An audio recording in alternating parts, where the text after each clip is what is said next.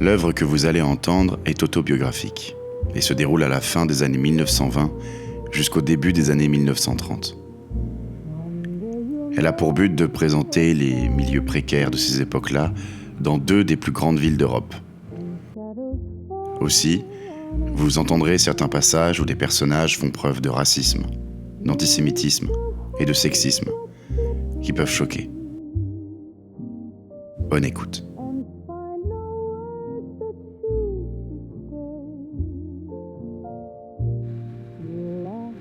Dans la dèche, à Paris et à Londres. George Orwell.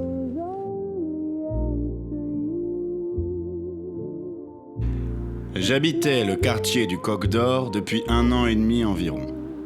Un beau jour, en été, je m'aperçus qu'il me restait en tout et pour tout 450 francs et rien d'autre à espérer, mis à part les 36 francs hebdomadaires que je gagnais en donnant des leçons d'anglais. Jusqu'ici, je ne m'étais jamais inquiété de l'avenir. D'un seul coup, je compris qu'il me fallait faire quelque chose. Je résolus de me mettre en quête d'un emploi et pris la précaution, utile précaution, comme le montra la suite des événements, de prélever 200 francs sur mon pécule pour payer 1 mois de loyer d'avance. Avec les 250 francs restants et les leçons d'anglais, je pouvais vivre encore 1 mois. Et d'ici là, j'aurais sans doute trouvé du travail. J'envisageais de louer mes services à une agence de tourisme, comme guide ou peut-être interprète. Mais le sort en décida autrement. Un jour, un jeune Italien se présenta à l'hôtel. Il se disait compositeur.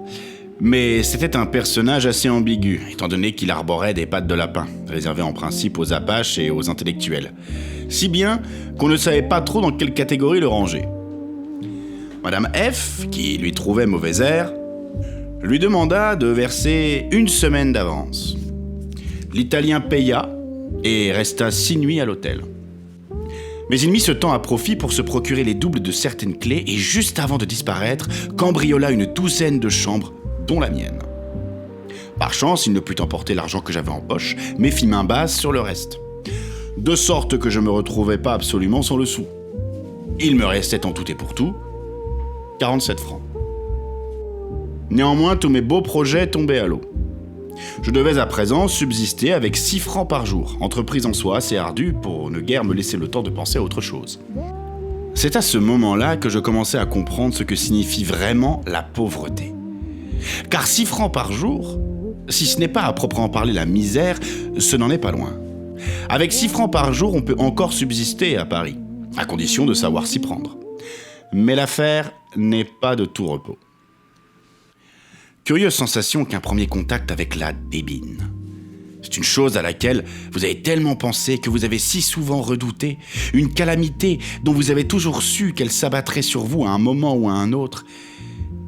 Et quand vient ce moment, tout prend un tour si totalement et si prosaïquement différent. Vous vous imaginiez que ce serait très simple, c'est en fait extraordinairement compliqué. Vous vous imaginiez que ce serait terrible, ce n'est que sordide et fastidieux.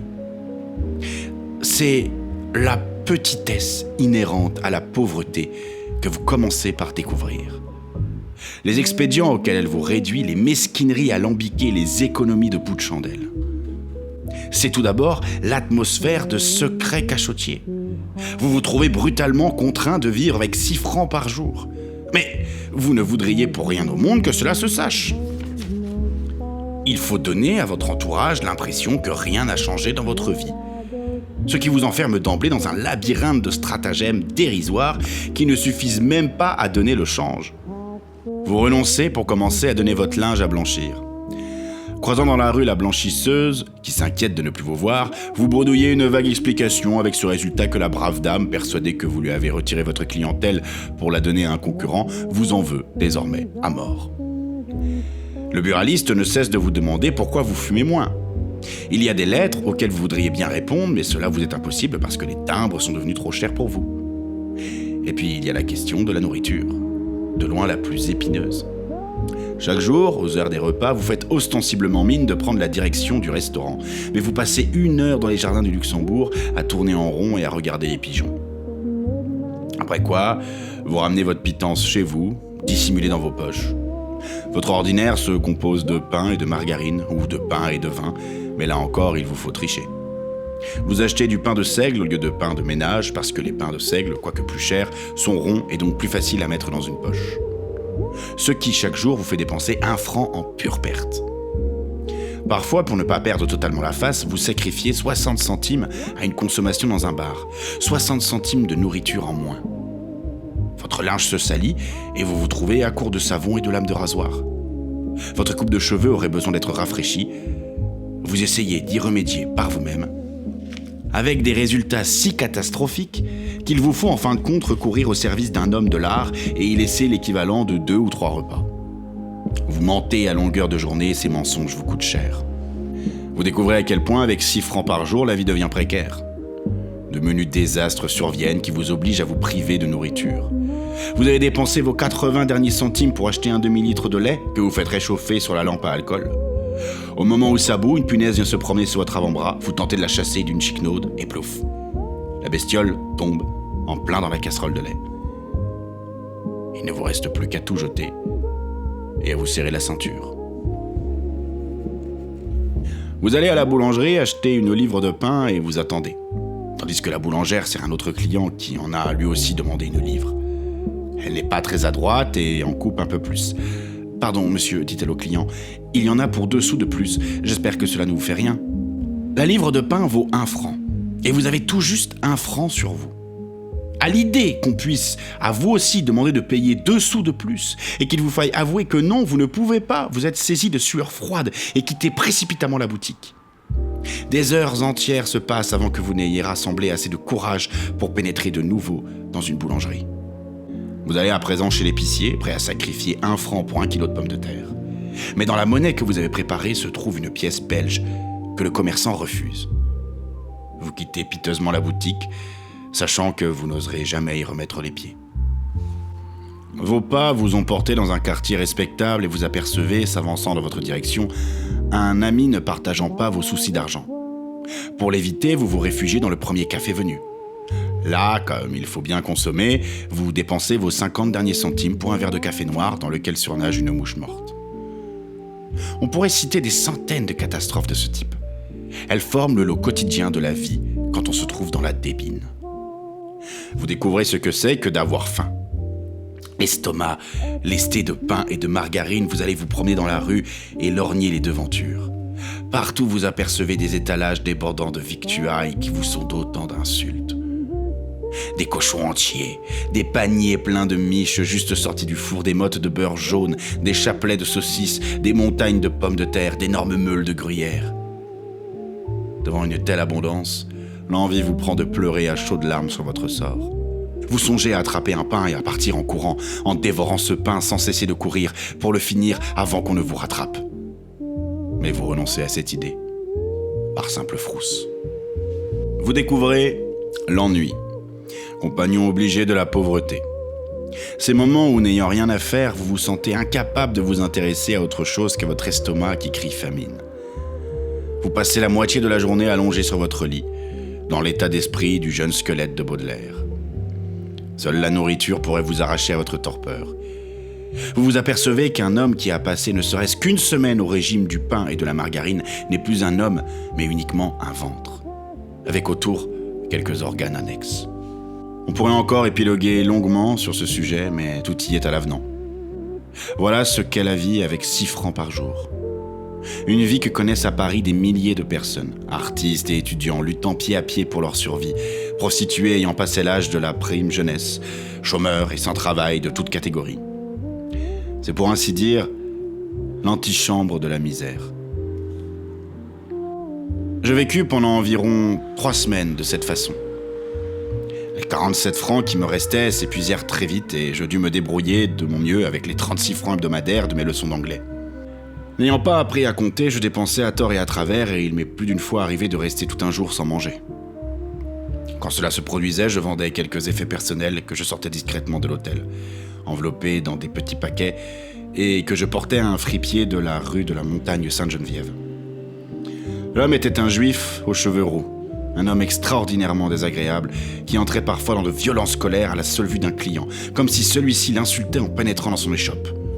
Merde, s'écriait-il. Encore vous me prenez pour qui? Pour le fourneau économique? Et il offrait des prix dérisoires. Pour un chapeau que j'avais payé 25 shillings et à peine porté, il m'accorda 5 francs. Pour une bonne paire de chaussures, 5 francs encore. Pour des chemises, 1 franc la pièce. Il préférait échanger qu'acheter et avait mis au point un truc qui consistait à vous fourrer entre les mains un quelconque article sans valeur et à faire ensuite comme si vous aviez accepté l'objet en paiement.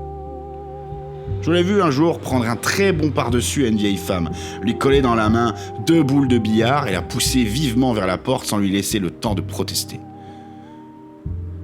C'eût été un véritable plaisir que d'aplatir le nez de ce juif, pour quelqu'un, en tout cas, qui se fût trouvé en situation de le faire. Ces 3 semaines furent pénibles et sordides. Mais le pire était encore devant moi, car le moment approchait où il me faudrait à nouveau payer l'hôtel. Pourtant, j'étais loin d'être aussi malheureux que je l'aurais cru. Car lorsque vous vous trouvez au seuil de la misère, vous faites une découverte qui éclipse presque toutes les autres. Vous avez découvert l'ennui, les petites complications mesquines, les affres de la faim, mais vous avez en même temps fait cette découverte capitale. Savoir que la misère a la vertu de rejeter le futur dans le néant. On peut même soutenir jusqu'à un certain point que moins on a d'argent, moins on se tracasse pour cela.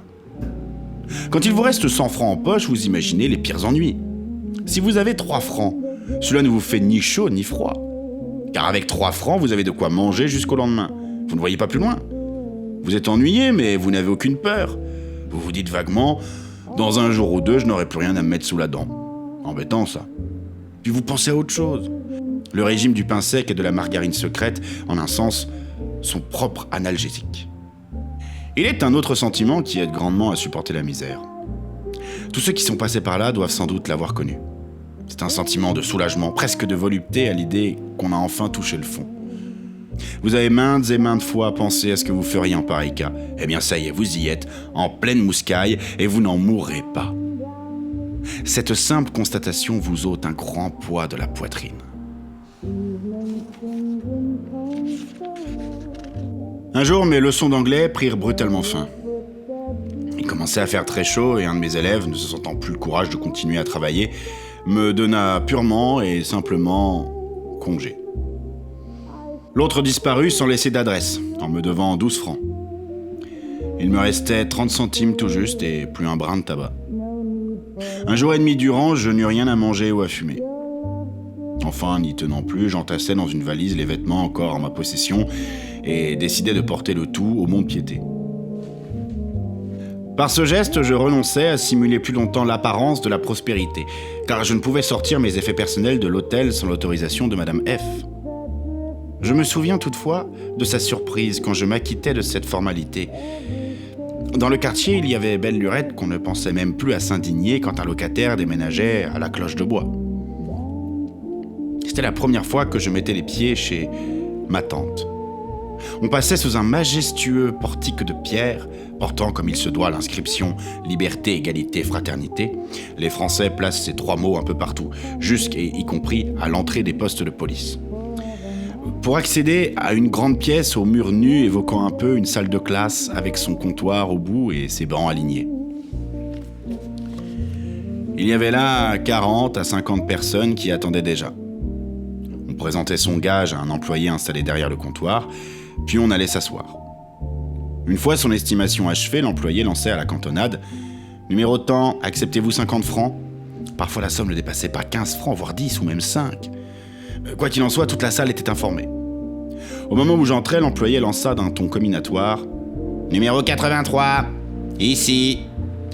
accompagnant son injonction d'un petit sifflement et d'un signe de la main, comme s'il s'adressait à un chien. Le numéro 83 s'approcha du comptoir. C'était un vieil homme barbu avec un pardessus boutonné jusqu'au cou et des bas de pantalon effrangés. Sans mot dire, l'employé fit passer le paquet par-dessus le comptoir. Manifestement, cela n'avait aucune valeur. Le paquet tomba à terre et s'ouvrit, révélant son contenu, 4 caleçons de laine. Dans la salle, ce fut l'hilarité. Le pauvre numéro 83 ramassa ses hardes et sortit en traînant le pas, marmonnant quelque chose dans sa barbe. La valise et les vêtements que je voulais engager avaient coûté au total plus de 20 livres et se trouvaient en très bon état. Je pensais qu'on pouvait raisonnablement les estimer à 10 livres, et le quart de cette somme, c'est généralement ce qu'on obtient chez un prêteur sur gage, correspondait à quelque chose comme 250 à 300 francs. J'attendis donc mon tour sans trop d'inquiétude, tablant sur 200 francs au pis-aller. Enfin, l'employé finit par appeler mon numéro. « Numéro 97 !»« Oui ?» dis-je en me levant. « 70 francs ?» 70 francs pour des vêtements valant au moins 10 livres. Mais toute discussion était inutile. Avant moi, quelqu'un avait essayé de discuter le prix qu'on lui proposait. L'employé avait aussitôt refusé le gage. Je pris l'argent et la reconnaissance qu'on me donna et sortis. À présent, je n'avais plus que les vêtements que je portais sur moi. Un veston troué au coude et un par-dessus dont je ne pouvais espérer tirer beaucoup d'argent. Plus une chemise de rechange. Par la suite, j'appris, mais un peu tard, qu'il valait mieux se présenter l'après-midi dans un mont-de-piété.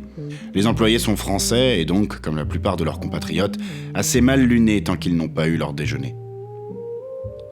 Quand j'ai retrouvé mon hôtel, Madame F était occupée à balayer le sol du bistrot. Elle gravit les quelques marches pour venir à ma rencontre. Son regard disait assez qu'elle n'était pas très rassurée quant à ma solvabilité. « Eh bien, me dit-elle, qu'est-ce que vous avez tiré de vos habits ? Pas grand-chose, hein ? » 200 francs, répondis-je vivement. « Tiens !» fit-elle d'un air étonné. « C'est vraiment pas vilain. Il faut croire que les tailleurs anglais ne se mouchent pas du pied. » Mon mensonge m'épargna bien des tracas. Et curieusement, il se métamorphosa bientôt en vérité.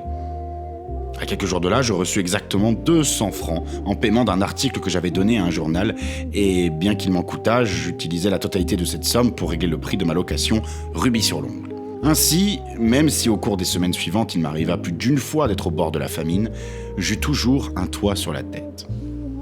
À présent, il me fallait absolument trouver du travail. Je me souvins d'un ami que j'avais, un garçon d'hôtel russe, du nom de Boris, qui pouvait peut-être me venir en aide. J'avais fait sa connaissance dans la salle commune d'un hôpital où il était en traitement pour une arthrite de la jambe gauche. Et il m'avait dit de venir le trouver si jamais je me trouvais en difficulté. Je dois dire quelques mots de Boris, car ce curieux personnage fut longtemps pour moi un ami très sûr. C'était un grand gaillard d'environ 35 ans, à l'allure encore martiale. Il avait jadis porté beau, mais les séjours prolongés au lit nécessités par son état l'avaient fait énormément grossir.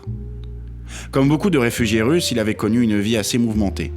Ses parents, tués lors de la Révolution, avaient eu de la fortune et Boris avait servi pendant la guerre dans le 2e régiment de tirailleurs sibériens, qui était, d'après lui, la meilleure unité de l'armée russe. Après la guerre, il avait commencé par travailler dans une fabrique de brosses. Puis il avait été porteur aux halles, plongeur dans un restaurant et avait fini par décrocher une place de garçon d'hôtel. Quand sa maladie s'était déclarée, il travaillait à l'hôtel Scribe et se faisait une centaine de francs par jour en pourboire. Son ambition était d'être promu maître d'hôtel pour pouvoir mettre 50 000 francs de côté afin d'ouvrir un petit restaurant chic sur la rive droite.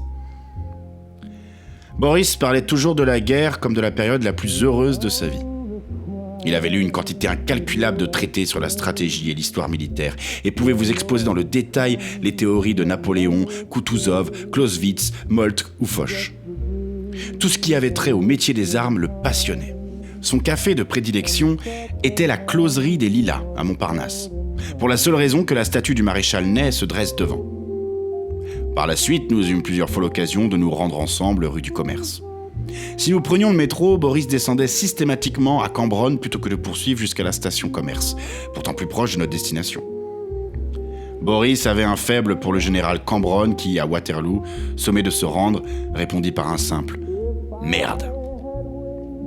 Les seules choses que la Révolution n'avait pas prises à Boris, c'étaient ses décorations et quelques photographies de son ancien régiment. Il les avait conservées alors même que tout ce qu'il possédait prenait le chemin du mont-de-piété.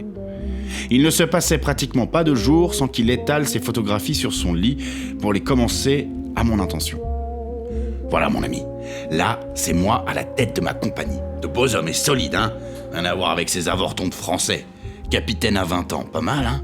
Ouais, j'étais capitaine au 2e tirailleur sibérien et mon père était colonel. Ah, mais mon ami, la vie chemine par monts et par vaux. Capitaine dans l'armée russe et puis, plouf, la révolution, plus un sou. En 1916, j'étais descendu une semaine à l'hôtel Édouard VII. En 1920, au même endroit, je quémandais une place de veilleur de nuit. J'ai été veilleur de nuit, caviste, cireur de parquet, plongeur, portefaix, préposé aux toilettes. J'ai distribué des pourboires et j'en ai reçu. Ah, mon ami, je peux dire que j'ai connu la grande vie. Sans vouloir me vanter, l'autre jour, j'essayais de calculer le nombre de maîtresses que j'avais eues et j'en ai trouvé plus de 200. Oui, 200 au moins. Enfin, ça reviendra. La victoire revient toujours, en définitive, à celui qui sait tenir. Courage. Boris était un être étrange, pourvu d'une nature assez difficile à cerner. Il évoquait avec délectation le bon temps de l'armée, mais il avait été garçon d'hôtel assez longtemps pour acquérir la mentalité du garçon. Bien que n'ayant jamais possédé plus de quelques milliers de francs, il croyait dur comme fer qu'il parviendrait un jour à ouvrir un restaurant à lui et à faire fortune. J'ai découvert par la suite que c'était là le rêve secret de tous les garçons. C'est ce qui les réconciliait avec leurs conditions. Boris avait des tas de choses intéressantes à dire sur la vie d'hôtel. Dans ce métier, disait-il, c'est comme au jeu. On peut mourir dans la misère, on peut aussi bien faire fortune en un an. On ne perçoit pas de salaire, uniquement des pourboires, 10% sur la note et une commission des marchands de vin sur les bouchons de champagne. Le barman de chez Maxim's, par exemple, se fait 500 francs par jour et davantage en saison. Je suis moi-même arrivé à me faire jusqu'à 200 francs par jour. C'était dans un hôtel de Biarritz, pendant la saison. Là-bas, tout le personnel, du directeur au dernier plongeur, travaillait 21 heures par jour. 21 heures de travail et 2h30 de sommeil tout un mois durant. Mais le jeu en valait la chandelle, avec 200 francs par jour à la clé. On ne sait jamais quand la chance va vous sourire. Un jour, je travaillais alors à l'Hôtel Royal, un client américain m'appela avant le dîner pour commander 24 cocktails brandy. Je les lui apportais tous ensemble sur un plateau, 24 verres d'un coup.